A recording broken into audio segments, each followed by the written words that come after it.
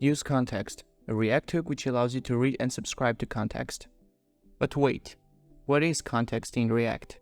You can look at context as a variable which will probably be used in many places throughout your application, for example, user information or your application theme.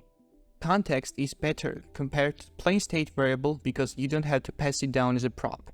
You may be working with components A, parent of B, B, parent of C, C, parent of D, and D, in a way that only components A and D need to display a certain kind of information, for example, a random number. Here, I have created the set components A, B, C, and D.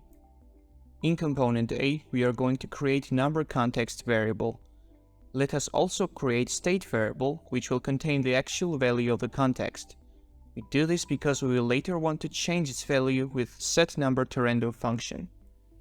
Now, we are going to wrap the component to which we want to provide context with numberContext.provider component and specify the value which we want to pass down to the children. In this case, the value is contained by the state variable number. Lastly, let's just display our count variable here. Since we use context, we don't need to touch the components in between, in this case, B and C.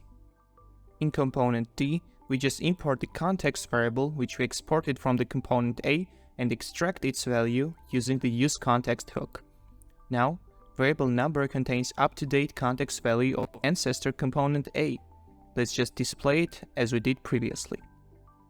As you can see, A and D display the same number. That's all. This is a quick overview of useContext in React to get you started. I hope you enjoyed this video, and if that's the case, consider subscribing to my channel.